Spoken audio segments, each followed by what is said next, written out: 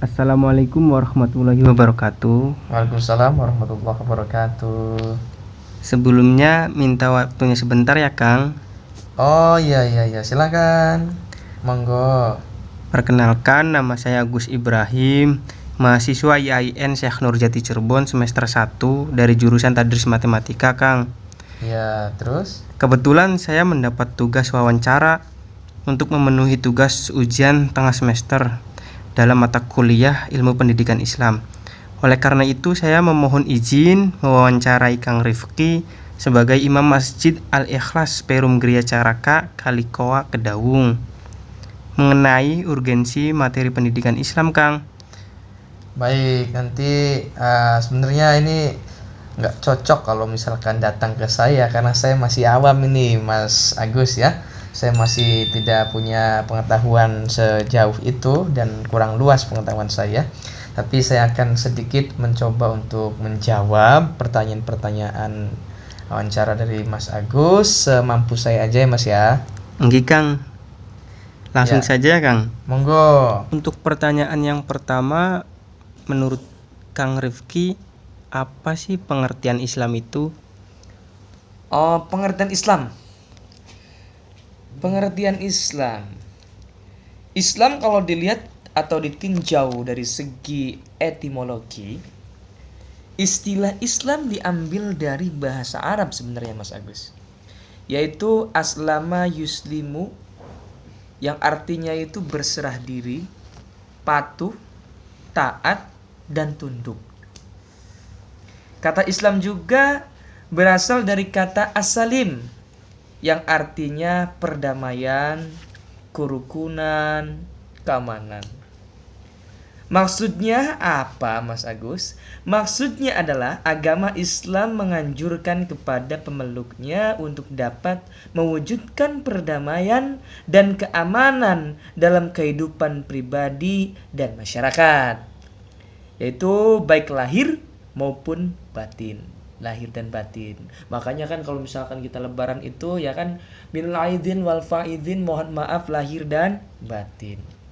Kemudian Islam juga diambil dari kata assalam, yang artinya selamat, sejahtera, dan bahagia.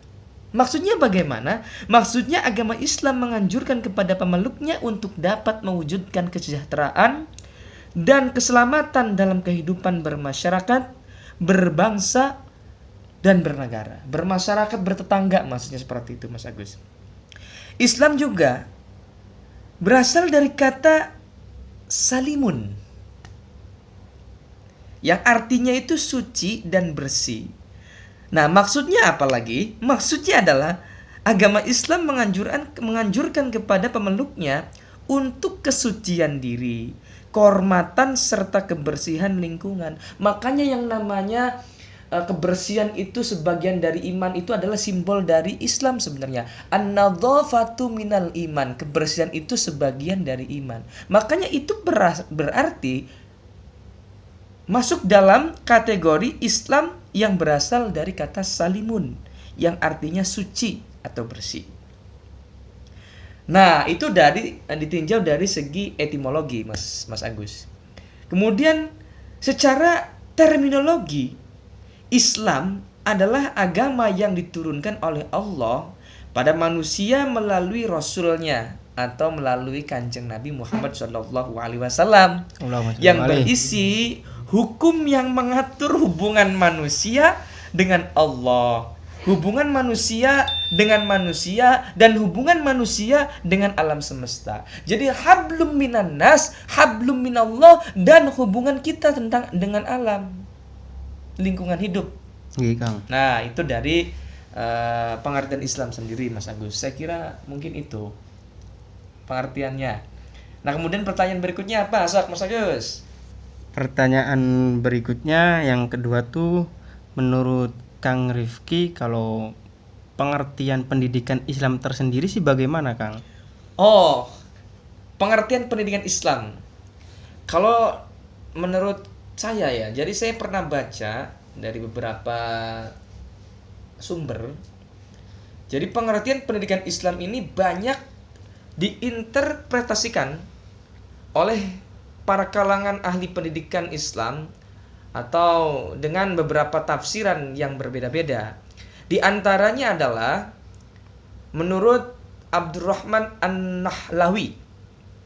Menurutnya bahwa pendidikan Islam itu merupakan suatu proses perantaraan atau penataan individual dan sosial yang dapat menjadikan seseorang itu tunduk dan taat sekaligus menetapkan Islam secara sempurna dalam kehidupan individu dan masyarakat. Berdasarkan perundang ini, Mas Agus, pendidikan Islam bertugas membimbing manusia agar dapat menjalankan amanat yang diembannya. Amanat itu bersifat individual dan sosial. Kang. Kemudian ada juga dari beberapa sumber yang mengatakan bahwa pendidikan Islam adalah mendidik akhlak dan jiwa. Jadi mendidik akhlak dan jiwa ini bagaimana? Yaitu menanamkan rasa fadilah, membiarkan mereka dengan kesopanan yang tinggi, mempersiapkan mereka untuk suatu kehidupan yang suci seluruhnya. Ikhlas, jujur, berbakti kepada orang tua itu termasuk pendidikan Islam. Kemudian pendidikan Islam juga merupakan sistem pendidikan yang sengaja diselenggarakan atau didirikan dengan hasrat dan niat untuk mengejawankan atau mengejawantahkan ajaran dan nilai-nilai Islam. Dari berbagai pengertian yang telah disebutkan tadi, Mas Agus, itu dapat diambil suatu kesimpulan sebenarnya bahwa pendidikan Islam pada hakikatnya adalah suatu proses pendidikan yang sifatnya menyeluruh dan terpadu yang mengarah pada pembentukan kepribadian peserta didik, baik itu individu maupun masyarakat yang berdasarkan pada ajaran Islam. Jadi pendidikan merupakan usaha dalam meningkatkan diri dalam berbagai aspek keilmuan, Mas Agus, baik intelektual maupun fisik. Pendidikan juga merupakan penolong utama bagi manusia dalam menjalankan kehidupan ini, yang sekaligus membedakan eksistensi dirinya dengan hewan. Jadi kalau misalkan manusia, pasti dia punya otak, jadi punya pendidikan, berpendidikan. Tapi kalau hewan, dia tidak punya yang namanya pikiran atau otak. Makanya yang namanya orang kalau misalkan tidak punya akhlak yang baik, maka disebutlah bukan manusia, yaitu seperti hewan. Seperti itu, Mas Agus, kurang lebih. Jadi tanpa pendidikan, maka manusia itu buta dalam menerangi kehidupan ini. Jadi tidak punya penerang. Kang. Sedangkan pendidikan Islam ini sebenarnya berusaha mengantarkan manusia mencapai keseimbangan pribadi secara menyeluruh, serta melahirkan manusia-manusia yang bermutu dan dapat merasakan ketenangan hidup. Maksudnya bisa bermanfaat baik dirinya ataupun kepada orang lain. Seperti yang itu kan ada yang mengatakan bahwa sebaik-baiknya manusia adalah manusia yang bisa memberikan manfaat kepada orang lain. Nah, di situ adalah suatu pendidikan sebenarnya, Mas Agus. Ya, mungkin itu. Kang. Oke. Baik, pertanyaan yang selanjutnya ya, Kang. Menurut Kang Rifki, dasar-dasar pendidikan Islam itu seperti apa atau bagaimana? Dasar-dasar pendidikan Islam, kalau menurut saya itu ya gimana ya? Jadi menurut buku yang pernah saya baca, yaitu pendapatnya Syamsul Nizar, yang membagi dasar-dasar pendidikan agama Islam itu menjadi 3 sumber. Apa sajakah sumbernya? Yang pertama adalah Al-Quran, kedua Sunnah, dan yang ketiga adalah ijtihad, Mas Agus. Kang. Nah, Al-Quran itu apa?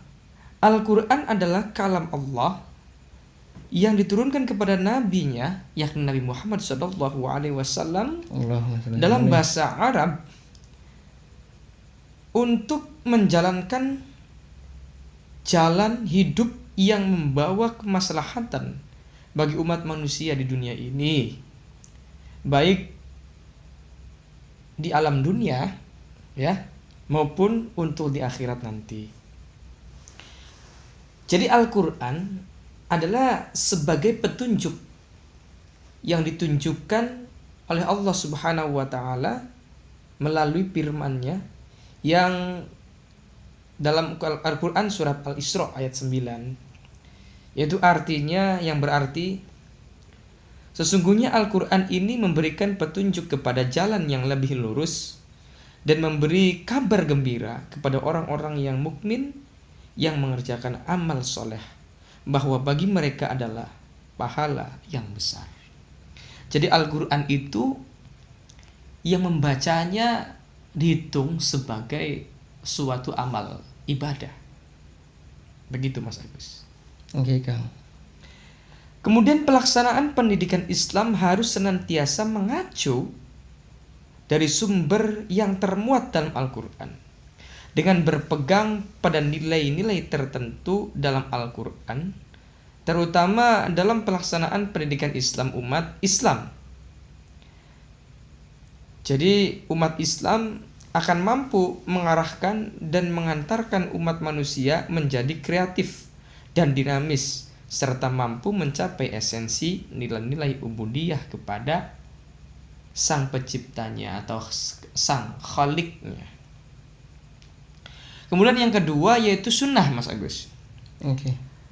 Sementara sunnah ini secara etimologi berarti adalah cara atau gaya jalan yang dilalui, dan secara terminologi adalah kumpulan apa yang telah diriwayatkan oleh Rasulullah SAW dengan sanad yang soleh atau sahih.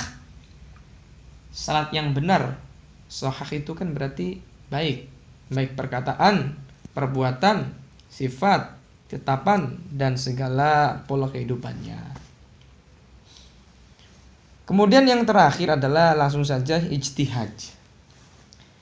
Jadi pentingnya ijtihad itu tidak terlepas dari kenyataan bahwa pendidikan Islam di satu sisi dituntut agar senantiasa sesuai dengan dinamika zaman.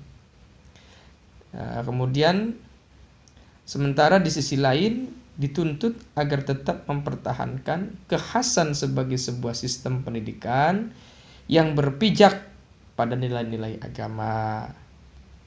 Begitu Mas Agus kurang lebih. Oke, Kang. Baiklah, Kang. Dilanjut ya, Kang. Iya, silakan Agus. Peran yang telah Kang Rifki lakukan dalam kehidupan sehari-hari tentang materi pendidikan Islam tersendiri itu seperti apa, Kang? Jadi kalau berbicara mengenai peran, ini karena di sisi lain saya di sini ditugaskan sebagai takmir. Takmir ini adalah seorang yang memakmurkan masjid ya. Jadi saya alhamdulillah di sini ditunjuk sebagai imam tetap di Masjid Al-Ikhlas Perum Gria Caraka ini. Berarti peran saya adalah bagaimana saya memberikan teladan atau contoh yang baik melalui praktek ibadah seperti halnya sholat berjamaah, bersilaturahim, kemudian membaca Al-Quran, menjalankan sunnah Nabi yang pernah saya jelaskan tadi. Jadi yang namanya membaca Al-Quran, ketika kita praktek membaca, di situ bisa dikatakan sebagai suatu teladan yang baik ketika kita sudah memberikan bacaan yang baik terhadap anak-anak yang memang di situ belajar Al-Quran. Kemudian yang namanya peran saya di sini berarti ya di sisi lain saya sebagai guru ngaji ya yang memberikan suatu pendidikan yang baik saja gitu, jangan menyimpang dari Al-Quran dan As-Sunnah. Nggih Kang. Baik Kang, untuk pertanyaan terakhir sebelum saya akhiri wawancaranya, manfaat apa yang menurut Bang Rifki dapatkan dari materi pendidikan Islam? Manfaatnya ya jelas banyak sekali Mas Agus. Yang pertama kan tadi kan kita ditunjukkan bagaimana mencontohkan Nabi Muhammad SAW dalam berperilaku. Kemudian hubungan ubudiyah kita dengan Allah, ya, hubungan kita dengan manusia, hablum minan nas, hablum minallah, hablum minal alam. Nah, disitulah yang terpenting. Jadi manfaat untuk menjadi materi pendidikan Islam ini adalah bagaimana kita menyikapi, bertoleransi dengan sesama manusia, saling menolong, kemudian bagaimana kita mendekatkan diri kepada Allah Subhanahu wa taala dan menyayangi segala makhluk ciptaannya. Ya, berarti itu meliputi alam semesta ini. Tumbuh-tumbuhan, ya, binatang dan sebagainya, kita harus saling menyayangi. Karena yang namanya hidup itu sebenarnya hakikatnya adalah bagaimana kita merasakan hidup itu. Kalau kita dipukul sama orang lain merasakan sakit, maka janganlah sekali-kali kita memukul orang tersebut. Kalau kita membunuh seseorang, maka kita akan berdosa, maka janganlah kita melakukan tersebut.